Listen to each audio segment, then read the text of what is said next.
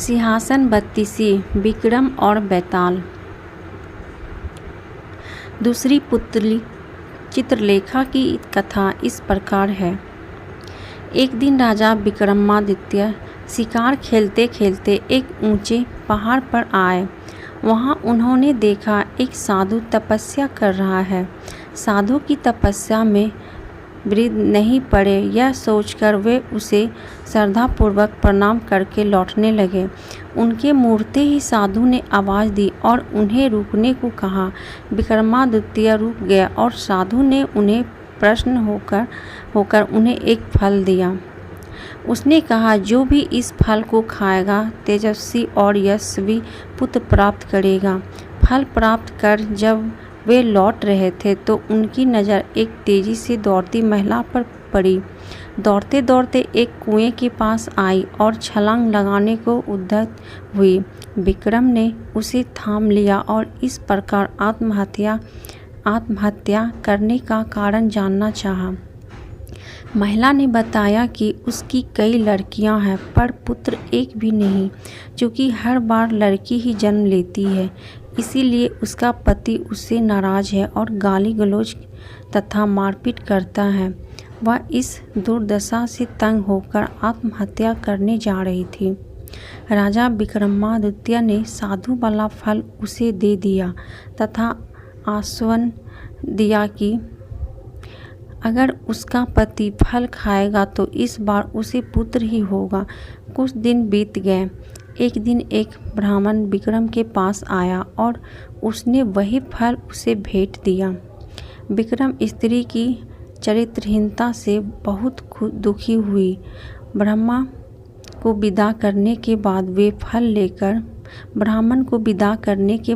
फल लेकर अपनी पत्नी के पास आए और उसे वह फल दे दिया। विक्रम की पत्नी भी चरित्रहीन ही थी और नगर के कोतवाल से प्रेम करती थी। उसने वह फल नगर को कोतवाल को दिया ताकि उसके घर यशस्वी पुत्र जन्म ले।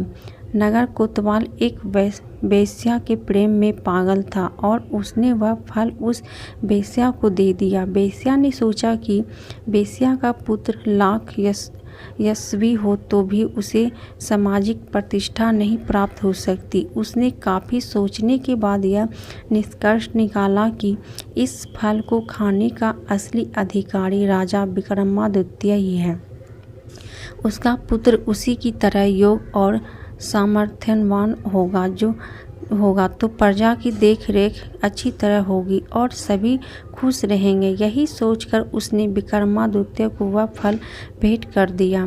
फल को देखकर विक्रमादित्य ठगी से रह गए। उन्होंने पड़ताल कराई तो नगर कोतवाल और रानी के अवैध संबंध का पता चल गया। वे इतने दुखी और खिन्न हो गए कि राज्य को ज्यों को त्यों छोड़कर वन चले गए और कठिन तपस्या करने लगे।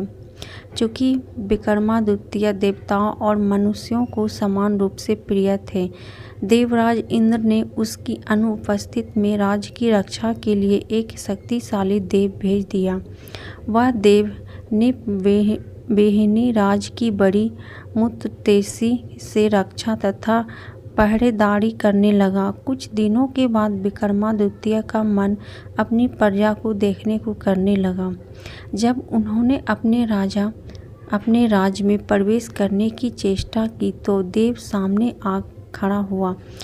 उसे अपनी वास्तविक पहचान देने के लिए विक्रम ने उससे युद्ध किया और पराजित किया। पराजित देव मान गया कि उसे हराने वाले विक्रमादित्य ही है और उसने उन्हें बताया उनका एक पिछले जन्म का शत्रु यहाँ आ पहुँचा है और सिद्धि कर रहा। वह उन्हें खत्म करने का हर संभव प्रयास करेगा। यह विक्रम ने उसका वध कर दिया तो लंबे समय तक वे निर्विघ्न राज करेंगे।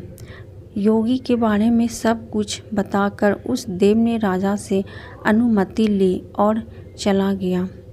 विक्रम की चरित्रहीन पत्नी तब तक गालिनी से विष खाकर मर चुकी थी।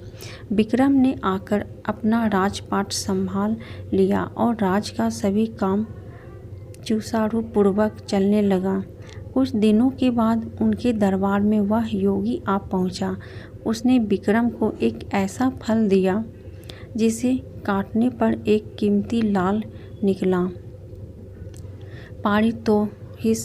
पारितोषिक के बदले उसने विक्रम से उनकी सहायता की कामना की। विक्रम सहज तैयार हो गए और उसके साथ चल पड़े। वे दोनों शमशान पहुँचे तो योगी ने बताया कि एक पैर पर बैताल लटक रहा है और एक सिद्धि के लिए उसे बैताल की आवश्यकता है। उसने विक्रम से अनुरोध किया कि वे बैताल को उतारकर उसके पास ले आए। विक्रम उस पैर से बैताल को उतारकर कंधे पर लादकर लाने की कोशिश करने लगे।